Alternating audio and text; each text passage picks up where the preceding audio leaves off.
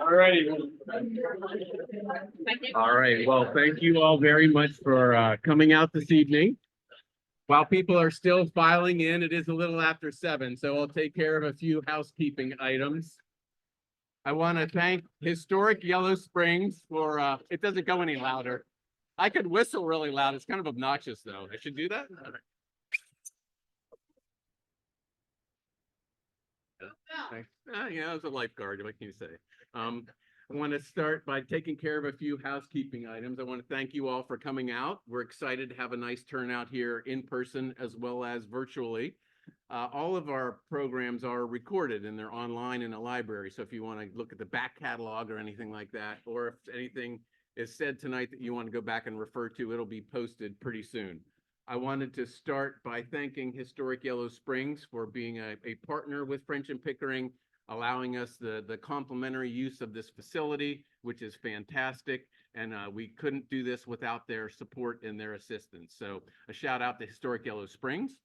I also want to mention that tonight's event and 3 more in our program series is sponsored by Patriot Auto Dealerships.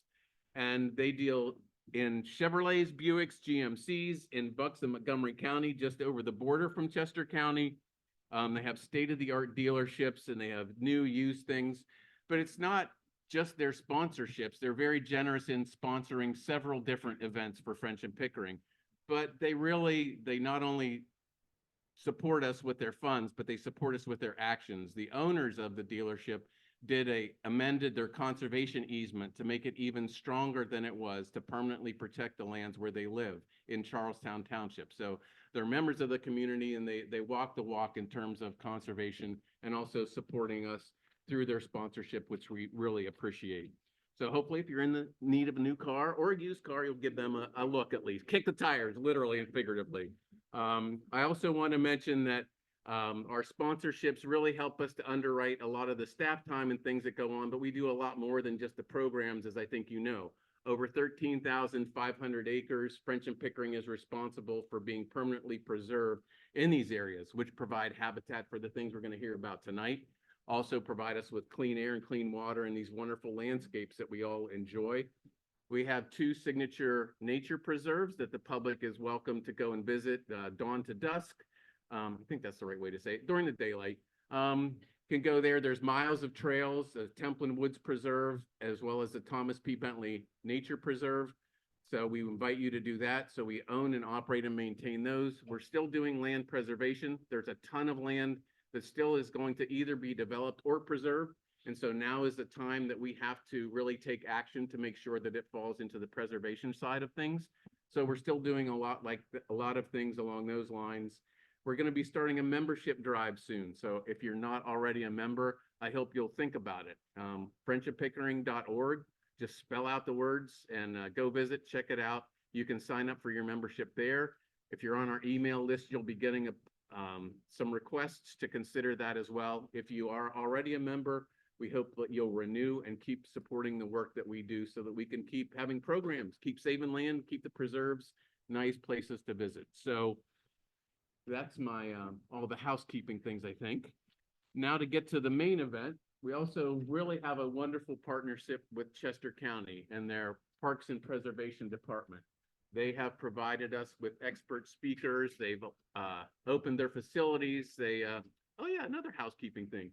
We just got the permissions to use some of their parks for our French Creek Iron Tour, the annual bike event that comes every year the 2nd Sunday in June. So registration just opened up for that today. So if you're interested in that and have done that before, or if you haven't done it before, check it out. We hope to see you out on the road riding a bike safely.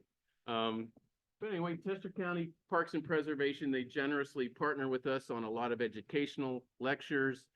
They allow us to use their facilities, and they're just wonderful partners in preservation, as well as funding. A lot of the acquisitions that we do for easements and purchases that have resulted in a lot of the parks that we get to enjoy.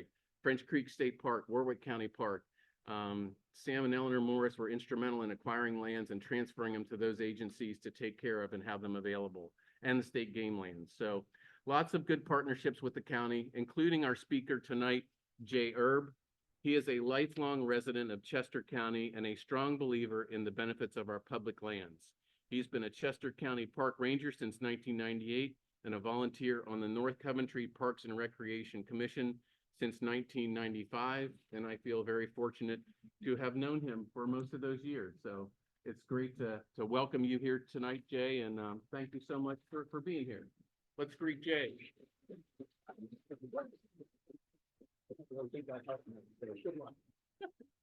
Good evening. Thank you, everybody, for coming out. Again, Jay Erb, Chester County Parks and Preservation. I'm really glad to see a group like this who are interested in wildlife and conservation and how we manage, because really everything that we have in our natural world is now managed. There's very few things that aren't managed by humans at this point because we've made so many changes, which we're going to talk about a little bit tonight. So there's really very few wildlife species that stir as much emotions or curiosity as coyotes. I think that's measurable by the size of the group here and the folks who are attending by Zoom. There's a lot of curiosity about these animals. There's also a little bit of fear. In some cases, a lot of fear. I would like to say, in my opinion, at this point, there's not a lot of need for fear. And when we look at the kind of that big picture of how we've interpreted things over the years, it wasn't all that long ago that any hawk or owl was shot because, oh, it's gonna eat my chickens. It's killing too many rabbits. 1935 is when Rosalie, what was her name? Rosalie Edge founded Hawk Mountain because it was that migratory route and they were just picking the hawks off during their migration. Now we know that those animals have quite a bit of benefit. Hawk Mountain was grown from 1,400 acres in 1935 to 2,600 acres today and incorporate a lot more research. So, you know, we've gotten over that fear of raptors. I can remember times when bats were considered flying rodents. Like, hit them with a baseball bat, kill them. Well, now we know that bats have advantages. They're great at insect control. They do a lot for our habitats. So we don't need to have fear of any species, but we do need to have some respect and we do need to understand. So hopefully we'll do a little bit of that tonight. So when we look at the species of coyotes that we're seeing and hearing in Chester County, let's kind of first kind of step back and look at what some of those canine species are. So the gray wolf, and there's always a lot of confusion with common names. So a lot of times in that scientific world or that biology world, they'll use the taxonomic name. And even that can be confusing when you start getting hybridations. But the gray wolf, which is what exists in western part of the United States and Canada, there was a real big, call it a revolt for some people and amazing amount of tourist supports for other people about reintroducing them to Yellowstone in 1995. If you've never seen it, I highly encourage everyone to look up the YouTube video when wolves changed rivers. I think it's only like 4 minutes long, but it gives a little idea of how the reintroduction of that species had a greater effect on the whole ecosystem. But that wolf is Canis lupus. Canis being the genus, lupus being the species. On the East Coast, we had Canis lycaon, which is the eastern wolf. They're smaller, they have smaller home territories, but that was our eastern wolf. They've been extirpated from this area for many, many years. The western coyote was Canis latrans. And Canis being that genus, latrans is the coyote. it's believed that in this area, all of our coyotes are a hybridization between the Canis lichen and the Canis latrans. So people use the term coy wolf, coy dog, but most likely anything around here has wolf genes in it. There have been some documentation of coyotes being hit by cars, and the Pennsylvania Game Commission, who is the agency tasked with managing mammals and birds in Pennsylvania, did DNA samples, and they definitely had wolf DNA. So we know there is that hybridization, and probably any of them around here are. So there's also southern coyotes, which more than likely have a mix with red wolves. Now, red wolves are on the threatened species list. So again, it's a rare species, but there's those interactions. One of the beliefs of how that occurred with our species is in the 1930s and 1940s in the Great Lakes region, the wolves were getting extirpated. So if we think about those terminologies, extinct means they don't exist anymore. Extirpated means they don't exist in an area anymore. So in this area, we've had numerous species that have been extirpated, and some of them are returning. Use the example of the beaver. We didn't used to have beaver around here. We do now. They were extirpated. They weren't extinct. They've now returned. During the period in the Great Lakes region, wolves were becoming extirpated, but there was a few remnant wolves that probably mixed with coyotes moving in from the west of the Great Lakes. They bred, moved in through New York and the Catskill Mountains, down into the northern tier of Pennsylvania, and then hence have been spreading through Pennsylvania. So I think it was in 1990 that coyotes were documented in all 67 counties of Pennsylvania. So it's really nothing new. If you say 1990 is not new. On a wildlife scale, that's pretty darn recent.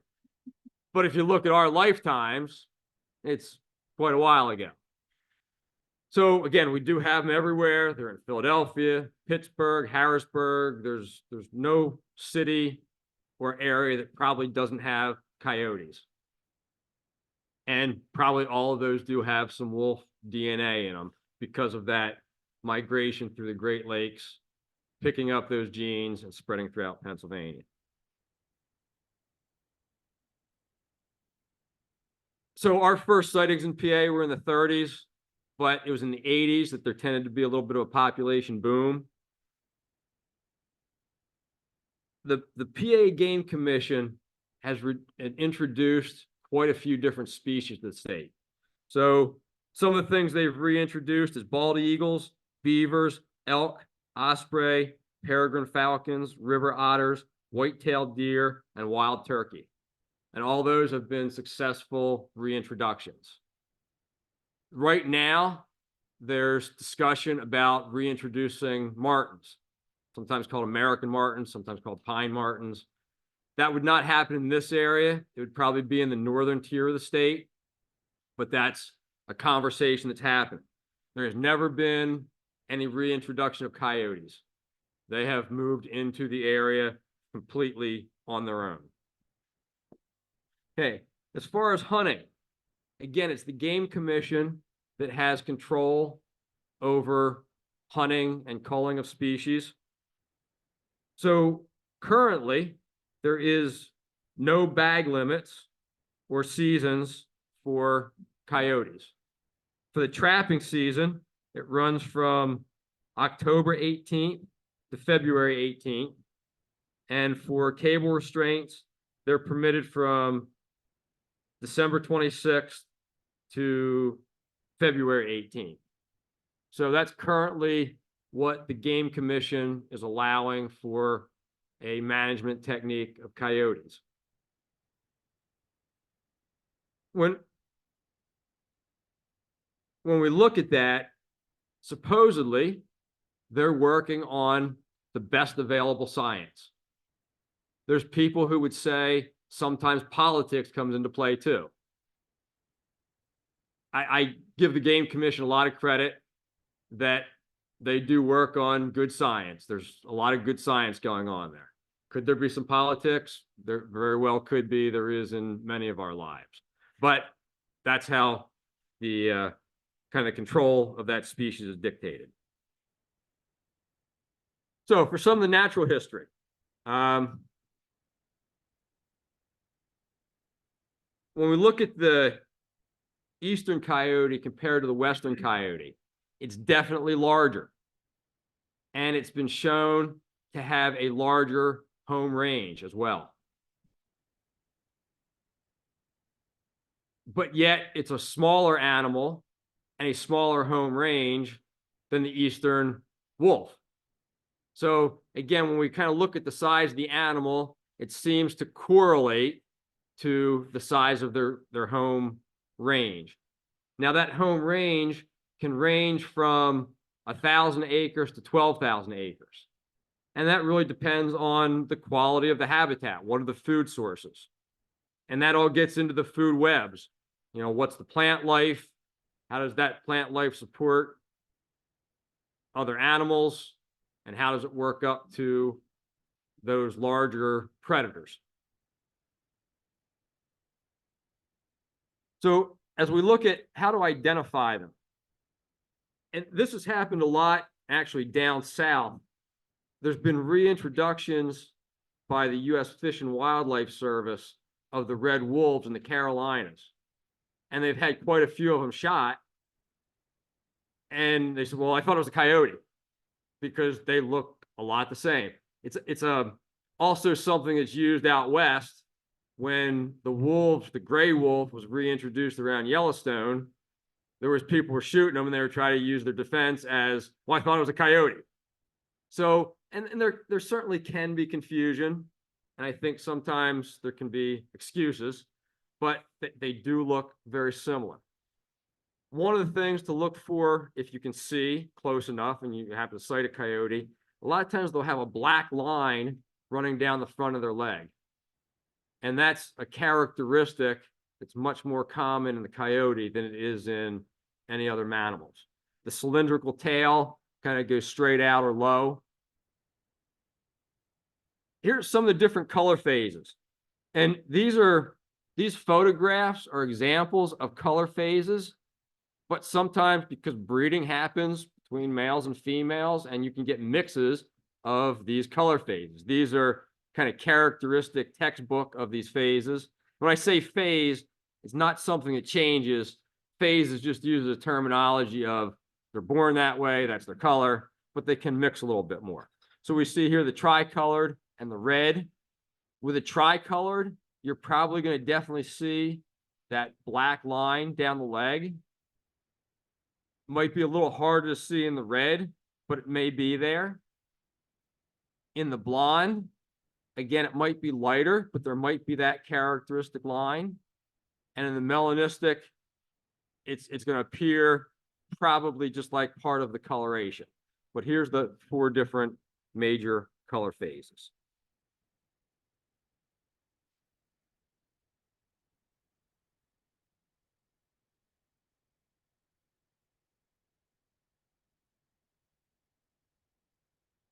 So when we look at social groups, they don't pack the same way a wolf would pack. The wolves tend to be a greater pack animal where it's a very much extended family. Here, it's a family group, but they'll split up much sooner, which also has been probably a factor in the way they spread. So they'll mate for life, but they don't form packs. However, they will run in family groups, and they communicate the way that we kind of see or hear, know that they're there. We'll hear them howling. We'll see their scat. We'll see their tracks. They're all things that gives us signals that they're around. Most vocal in the summer and early fall. Why that is, I'm not sure. It's just where they're probably searching the most for territory.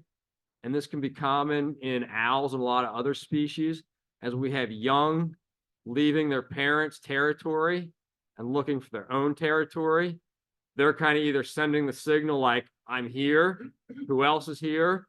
Or this is my territory, I'm signaling back that this is mine. So probably that late summer, early fall. I don't know that it's definitely true for coyotes, but for a lot of other species, it's that period of time where a juvenile is leaving its parents' territory, looking for its own home territory, and that's why you have a lot of extra vocalization.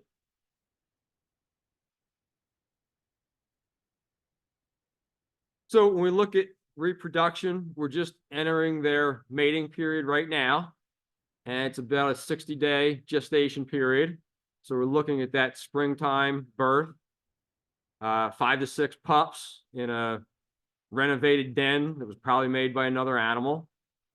The males provide food, and the females stay more in the den, so that male is out doing more of the active hunting while the female's in the den. I guess I first heard about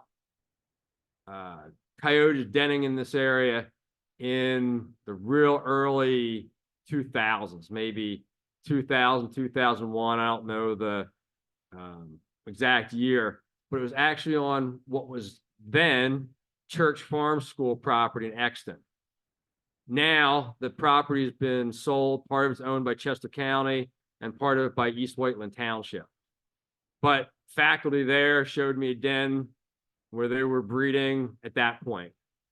Also, when you get back into that area, and we're talking about a pretty developed area. If you think about Exton, Route 100, Route 30, that Route 30 corridor, it's a very developed area. And it tends to be an area where there is a lot of coyote activity. Deb Welder, who is a wildlife rehabilitator, licensed in the state of Pennsylvania. She's actually our only rehabilitator currently in Chester County. She operates Diamond Rock Wildlife Rehab in the Valley Forge area. She got a coyote pup in 2007. Somebody found what they thought was a puppy at the Exton Mall, and they took it to the SPCA. I think it was the SPCA. It was definitely an animal rescue group, and they had it for about 2 days. And they called her and said, "This puppy just doesn't act like most of the puppies." So Deb picked it up, had it for a while. They identified that it truly is a eastern coyote or a coy wolf, or whatever terminology we're using. She nursed it for a period of time and ended up taking it to New York State because they do better in a rehab situation with others their own kind. And then after that release, or after that rehabilitation, it was released in New York with these other coyotes. There's also been some other road kills where they did DNA, and it just seems to be that Exton area. And I don't know if that tells us that there's more coyotes in Exton, or just that due to the traffic and the number of people, there's just more seeing, hearing, and experiencing them. I did talk to a warden from the Pennsylvania Game Commission to ask him, like, what's going on in your world with coyotes these days? And he said, well, we get less calls now than we have when we used to get. And he didn't know whether that was due to the fact that there's less sightings, less problems, or just that everybody's recognizing, yeah, they're out there. And it's not like, gee, there's this thing we've never heard or seen before, and there's just a recognition. I actually talked to a gentleman today who spoke with a warden and said, we're getting a lot of calls for him. But I think when you look at that, how are we looking? If you're looking at a warden who's looking at a year and say we're getting a lot of them, that could very well be. If you're talking to a warden who's looking over a 10-year period, there's probably less calls now than there was 8 years ago. So I think there's a lot of kind of processes that go on in our minds and in our state agencies and our management as kind of we're looking at, how this animal integrates into our lives.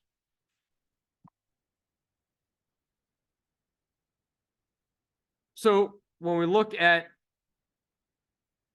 their hunting, whoops, my mic just fell apart, excuse me. Okay, try that again. So they are omnivores. Most people look at canines as being carnivores, but they're omnivores and they're eating both plant and animal materials. A lot of their prey is deer, although much of that is roadkill deer. I'm going to go through some stat analysis in a moment. I think when you look at adult deer, they estimate that only 10% of the adult deer they eat are actually hunted and killed. The other 90% of the adult deer they eat are ones that they've found as roadkill. Now, when it comes to fawns, that's a different story. So an animal the size of a coyote really isn't able to do a good job at hunting an adult deer. They just don't have the size, the mass to really catch that size animal, unless it's young, weak, or injured. But for the fawns, that's where they're going to take a lot of their culling. So in a scat analysis of 300 scat samples, it indicated sources of food from 13 different genera. Out of that, 57% of the scat had deer in it. So that was either from fawns that they hunted or from adults that they most likely cleaned up. Animal material was in 50% of the scat samples. Insects, 18%, birds in 10%, and livestock in 0%. Now, that was those samples. Not to say that there hasn't been any harvest by coyotes of livestock. Part of our county park system is Springton Manor Farm in the Downingtown area. And in 2023, we lost 2 sheep to what we believe to be coyote. The first one happened, it was kind of a big shocker because Springton Manor Farm's kind of not a petting zoo, it's a demonstration farm, but the animals are very used to people. There's a lot of people who, visit, educate, and enjoy these animals on a regular basis. The animals are kind of real tolerant of people. They're very friendly. So the first one's kind of a shocker. The big one was more of a shocker for our department because now it's happened twice and we have a pattern. We started looking at wildlife control. How do we exterminate these coyotes? And the problem kind of stopped. We did look at putting a donkey in with it because there's research that says a donkey will protect sheep from coyotes. There's some reason they didn't do that, and I don't remember. We have a member of the Friends. We have 2 donkeys in there this year. Okay, so the donkeys are in there with them. Donkeys are tolerating the sheep in this. Okay, so we now have our coyotes protected by the donkeys. I forget what they're a little concerned about that, but I'm glad that worked out.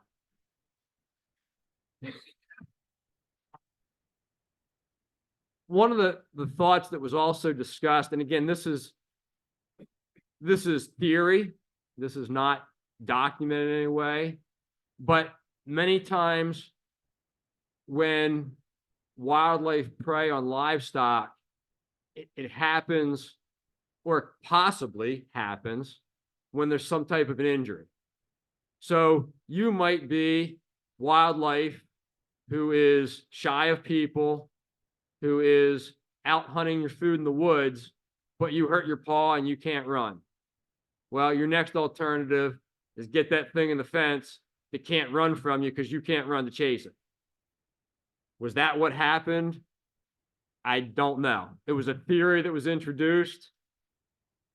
Is it right or is it wrong? We'll probably never know. But that certainly does come into play with certain livestock interactions. Okay, when we look at tracking, if you're looking at the track in the mud or in the snow, you're really looking at the size along with it's that center pad that you can see in the coyote is a little bit smaller than it is in a dog track. So the parks that I probably spend the most time in the winter is Warwick Park, where I work, and Coventry Woods in North Coventry, which I spend a lot of time in also. Warwick is 538 acres. Coventry Woods is 702 acres. So if we look at 1 square mile, that's about 700 acres. Now, none of these parks are square, so you're not really talking a square mile. But when you're looking at home ranges of, I'm not sure what the home range of a fox is. It's much smaller than a coyote. I believe I have seen coyote tracks in Warwick and scat. I don't believe I've ever seen it in Warwick or in Coventry Woods. Now, that again is my personal observation. I try to go out in the snow and kind of look around, but very possible it was there and I didn't see it. But my observation, I think I've seen and I think I have not seen in those 2 parks. We have gotten game camera pictures of coyote at Warwick off park property. It was actually a park neighbor that sent them to us. We've never really actually gotten photographic evidence within the park, but I'm not much of a gambler. I'd be willing to bet they are there. I think that's a safe assumption. So when we look at some of the human interaction type things, are they a threat to people? The belief is no. My belief is no. Should you leave your 1-year-old child out in the woods at night? I wouldn't if you believe your coyotes around, but maybe you shouldn't leave your 1-year-old child out in the woods at night, even if there are no coyotes around. Some of the interactions also have to do with wildlife or with domestic pets, you know, your house cat. One of the things that we always try to promote is that cats are a domestic species. They kill a lot of birds. They kill a lot of small mammals. They should be in the house. They're better off. They don't get hit by cars. They don't get in cat fights. They don't get ticks. Domestic species like cats are better off themselves and better off for wildlife in the house. If they're outside, could they get eaten by a coyote? Yep, they could. Is that just part of a natural process? Yes, it's another small mammal that's kind of their food. You know, when I look at tracks, my personal pet is a pit bull mix. He's about 60 pounds. And I walk with him a lot in the snow, and I know kind of what his foot looks like. And I've walked with him next to fox tracks, and I know how I can kind of see. I don't measure, I don't take my measuring tape out, but you kind of see my 60-pound dog walking next to the fox tracks once in a while. And I've had him walk by what I thought were coyote tracks, which are kind of somewhere in between my pit bull mix and the fox. And you can kind of get some estimates that way. You know, if you want to take measurements, that data is certainly out there. And a lot of times you can get tracks that are clean, you can get good measurements. When it comes to human attacks, to my knowledge, and I could be incorrect on all the data that's out there, but I only really know of one human attack on coyotes, and that was an area where someone was feeding the coyotes, and there was an attack. Again, as a general principle, feeding the birds is one thing, but feeding any type of predator, whether it be foxes, raccoons, coyotes, probably not something that we should do. But keeping your pets in at night, definitely a good idea. Securing your trash, definitely a good idea. If you look at bear management in areas of the country that have bear populations, much of limiting the human interaction is, how do you tie your food up in a tree when you're backpacked? How do you use bear-proof lockers so that you're not attracting them to, it's really the same thing with managing any species around here. We really don't want raccoons digging on our trash. We really don't want coyotes digging in our trash. So managing your property, don't put your cat food outside, keep your cat food inside, because we don't want to habituate wildlife to coming to our back porch for a meal. So when we look at, is it a good guy or a bad guy? There's probably people who have very strong opinions to both sides of that fence. The middle is probably somewhere where it lies in between. So scientifically important, it's almost the evolution of a new species, or some people would argue the return of an old species. Is it the predator light? So many of our foods and our beverages are light versions. We haven't had eastern wolves for probably 150 years in this area. We haven't had mountain lions in this area, which are native, for many, many years. We haven't had black bears other than passing through for many, many years. That's what's caused some of our white-tailed deer population problems, where our shrubs and our cars are suffering from not having those natural predators. So is this predator light something can help with that in addition to hunters? That's a theory. Does it fill the niche of extirpated species and predators? Very possibly. It's not going to be able to hunt the same way that the Nittany lion did. It's not going to sit in the tree and jump down to take an adult deer. Is it going to cull some fawns? It certainly will. So it's kind of filling a niche, but it's not really filling the niche the same way. Could it cull unhealthy deer from a herd? Very possibly. Not the healthy ones that can run and do the things they can do, but unhealthy ones, they certainly can.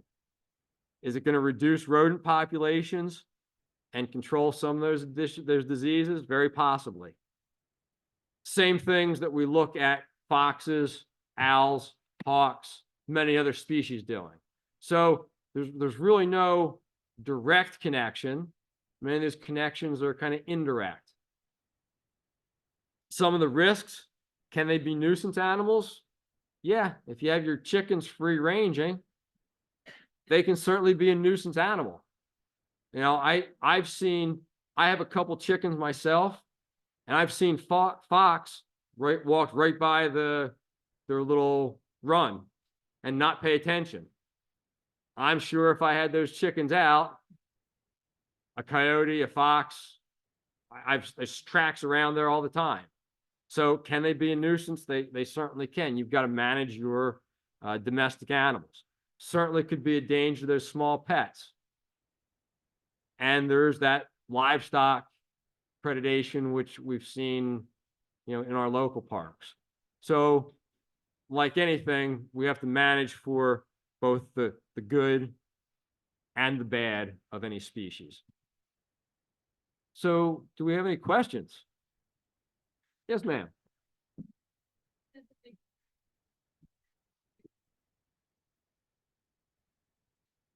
Thank you. So I actually should have talked about that, and I missed that. So the terminology is compensatory reproduction, and that's a term that something else. Well, let me try to address that first, and I also want to talk about some other issues of how they interact with humans.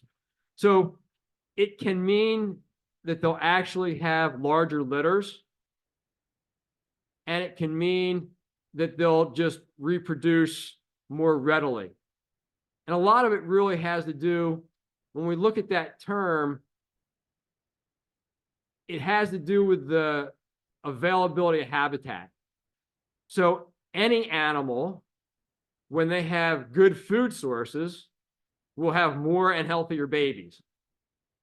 So if you have a coyote in an area that has good food sources, good habitat, they're going to do better than a coyote in a habitat area with no food source or low food source ranges. So that's a general term. But as a human adapted species, that allows them to be compensatory around us. So if we look at some animals, they aren't as compensatory around human populations. They're more compensatory when they have a beautiful natural setting. The coyotes are human adapted. So they've learned to live around us. Habitats that benefit them are habitats that are around us. So humans are kind of adding to that compensatory reproduction. And that allows them to have young, to spread to another home range and grow. That's why a lot of times when they're taken out, they return the next year. There's more, you can get rid of them. A year later, they're again, because they're reproducing in a compensatory manner, and they're then spreading out to another home range. So it looks like their home range movement is 30 to 50 miles. There has been documentation of up to 100, where a juvenile will leave its parent range, but most of it's within 30 to 50. So I also use that term about human adapted. So if we think about the other term of human exploited, I'll use an example of that being the Canada goose. Prior to 1935, Canada geese never reproduced in Pennsylvania. They would come down here in wintertime as their migration, and then they would go back up to Canada where they would do their reproduction. And part of the biology that went on there was the fact that they're an Arctic species. So when they were in a pond or a lake, they wanted to be able to see the shore and what was on land so they could see what predators were around. You couldn't do that in Pennsylvania. So we built golf courses and corporate centers. They've exploited this habitat that we've built for them, and sometimes now call them a nuisance, because we've created this perfect habitat. They can be on the pond and they can see the land. That's not natural in Pennsylvania. So a coyote is looked at as human adapted. They've benefited from us and being in the areas we live in, but they haven't exploited us. All right, so in case you wonder why I'm walking around with a microphone, it's so the people on Zoom can hopefully hear the questions too. We can hear it here, but that'll help connect everybody. So, Can you tell the difference between fox and coyote scat? Yes. I am proud. I'm not a wildlife biologist. So scat can vary quite a bit depending on the season. So that changed the texture, the amounts of fur, the amounts of berries, like that's what makes scat identification difficult. So if you're in late summer, you're going to see a lot more berries. In other times of the year, you might see more fur. There's things about the taper and the shape. Felines are definitely different than canines. Canines are more similar to other canines. Most likely, a coyote scat is going to be much larger than a fox scat because it's a larger animal. I'm not giving you a real clear answer here because I don't have one. I know enough about the scat to know there's a lot of variations. I don't know enough about the scat to tell you exactly how to tell the difference during those periods of variations. Yeah, thanks for the talk. It's really good. Would you be so kind as to page back to the comparative tracks one more time? Sure. Just, I want to get my mind around that. Thanks. So this picture really only shows the coyote track next to a domestic dog track. Obviously, domestic dogs come in a lot of different sizes. So, it has the little ruler there to give you some guideline, but that's a lot of variables there. So the big thing is that center pad. So if you look at the coyote, especially on the hind foot, the center pad is almost the same size as the front pads, which is very different from the domestic dog. On the front foot, you can see again, it's just not as full. So part of that, you really need a clearer track to see that. One of the things that this is also showing, and this is, it's a variation, and only tracking experience probably gives you better guidelines. But you can see in the coyote, and this can happen to the fox too, you really see the two front claws rather than seeing all four.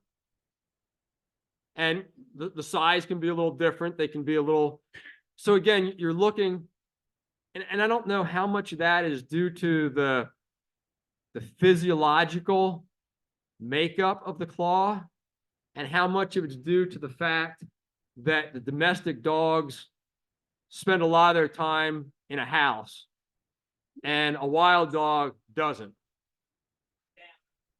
Yeah, and I'll share this example. My dog right now is dealing with a knee injury, and I don't walk him as much. His claws are really, like it used to be, I walked him enough where I didn't have to do any trimming because he walked enough. He's not getting the same amount of exercise.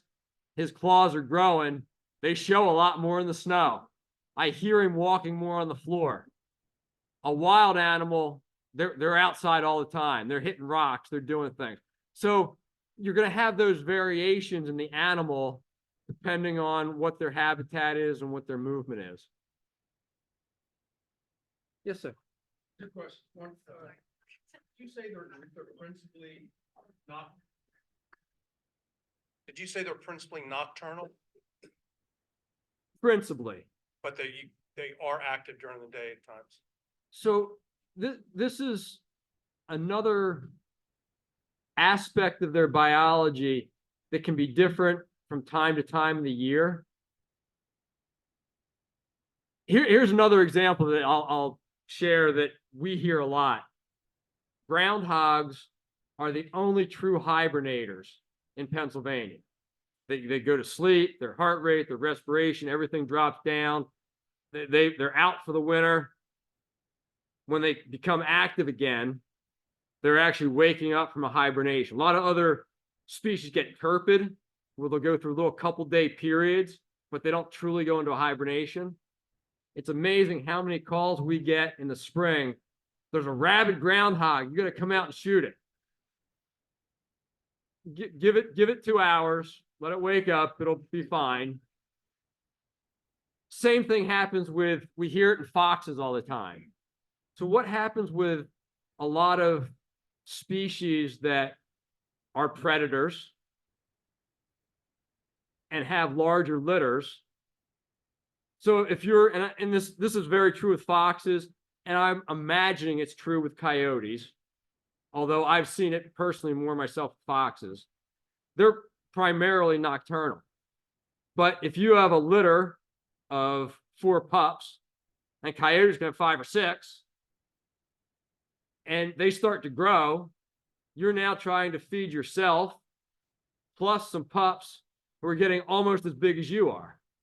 Well, if you aren't finding that food in the nocturnal hours when humans aren't active, you're probably going to keep looking for food in daylight hours when humans are more active. So we tend to get a lot of calls about foxes that way. Again, the fox is out in the daytime. It must be rabid. Will you come shoot it? Most of the time they're gone when we get there. If we do see them, there's no abnormal behaviors. They're just hunting for food, and it's summertime and they're trying to feed their pups. I would imagine that coyotes have those same behaviors, but I've never experienced it. And what is the relationship with coyotes and foxes? Are they antagonistic? Like, do they kick them out of the dens that they habitat? I've never heard of them chasing them out of a den. I don't know if They they take over empty dens. probably, but could they actually, when they're looking at that territory, they're both canines and they probably don't get along. In areas where there's active wolf packs, they destroy the coyote populations. So I'm not sure. I have never really read too much research or documentation. Certainly, they probably are not friends. They're hunting for the same food. They're using the same territory. The coyote is certainly bigger, would certainly win the fight. But I haven't seen a lot of information. I've not seen any information on them taking a den. I've always heard that dens were groundhog or fox that were renovated after being abandoned. But I can't speak for whether or not that does happen. Yeah, I can tell you from field experience, the coyotes do exactly what they do to like when a coyote moves into the area, and you'll know this because the small cats will disappear, the small dogs will disappear, and the fox disappear. They eat them all. Yeah, if you're a predator, the larger predator generally wins. Yes. You mentioned. Well, Sure, sorry. You mentioned that they breed in January and February. Do they make breeding sounds, like calls or anything like that? no, generally, so again, most of their sound, their howling, their vocalizations are most documented in that summer, early fall time. Not to say that they wouldn't be doing vocalizations now, to some extent, like any animal in a family situation, they might be communicating. But as far as for the actual breeding, because they mate for life, they don't need to call for a mate. So if we look right now, great horned owls are very active calling because this is when they're looking for a mate every year. They don't mate for life or for perpetuity. So great horned owls are actively calling in search of a mate. Screech owls very soon will actively be calling in search of a mate. Coyotes wouldn't be doing that.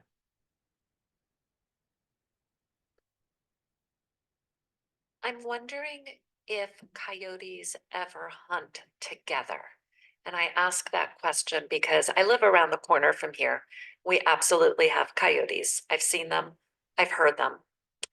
And my husband took a beautiful gory photo of a full-size deer that was partially consumed, just like you described, the guts first, a dozen feet from our patio. And this was a large deer, and it made me think that this had to be not just one coyote that took it down, but I don't like, is there any evidence of them hunting together or are they solitary hunters? So I believe when they're in a family pack, they will hunt as that family pack. I have heard of coyotes working together to take down adult deer. I've talked to hunters that have witnessed it. Does it happen in a majority of cases? The research says no. So could it have happened? Certainly. Does it happen? Definitely. Does it happen in a lot of circumstances? Probably not a lot.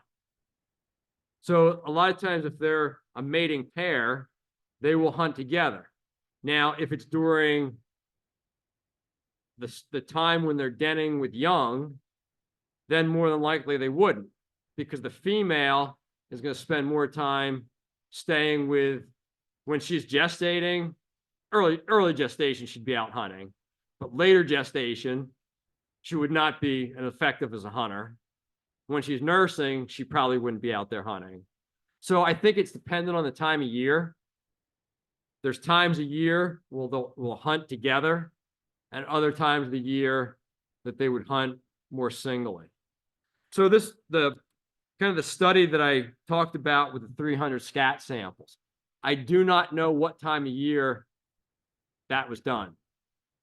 If it was all at one, it was 300 samples at one time of the year, or it was 300 samples spread over a calendar year. I'd really be curious to know what some of that shows throughout a calendar year.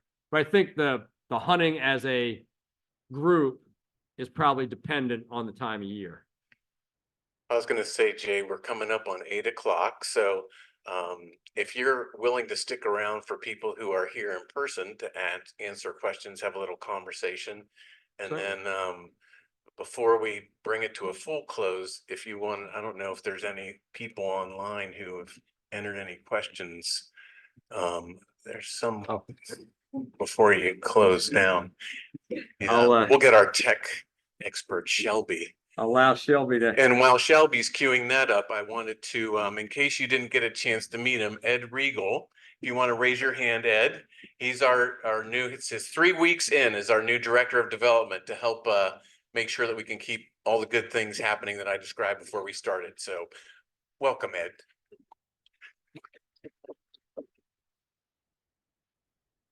Right, get a few winners there. So a couple of questions through the Zoom. Does coyote scat often contain hair? Very possibly, yes. Again, it'll depend on their diet, but it very, very well could contain hair. Is the coyote pushing out red and gray fox? Very probably, yes. Now, that actually brings up kind of a whole nother topic. And when we look at wildlife management, so many times topics do overlap. So the native species to Pennsylvania is the gray fox. The red fox was brought to this area by fox hunters. Red fox are native to the old world, to Europe. When fox hunting, or fox chasing, as it's being called more now, the sport really isn't so much to catch the fox as to have fun chasing it. The gray foxes had that tendency to dive into a hole. They weren't good for that sport. So our ancestors imported red foxes because they were a lot more fun to chase. We now have many more red foxes than gray foxes. I can't remember the last time I saw a gray fox. So if we get into that wildlife management question, are red foxes a problem? Some people would say, yeah, they are a problem. They've chased away our native gray foxes. They've dominated, they've outcompeted. When we look at a landscape scale, when you look at the niche that they fill in a habitat in a predator-prey relationship, do red foxes change a whole lot from a gray fox? Probably not. I haven't seen any research saying that the red fox has really changed the habitat over what a gray fox did. Have they outcompeted? Yes, they have. Have they changed anything? No, they really haven't. So it really does kind of open some larger doors to wildlife management. Yes, they probably do push red and gray foxes. So Jay, if anybody here tonight has a question after tonight, or anybody in the audience didn't get their question answered, or something comes up in a week or a month or something, is there a place, is it all right if people send you an email with questions or anything like that? Sure. We have an email. I have a personal email address. But we also have a county email. It's I should know that. Parks Prez. This is embarrassing. Oh, I didn't mean to do that. But if you reach out to Chester County Parks and Preservation through a phone call or through an email, it goes to a central location, and they can then push it out to a ranger or park staff who's best able to answer your question. So by any means, any wildlife management, habitat management, conservation questions, feel free to reach out to our department. Well, thank you very much, Jay. Really appreciate it.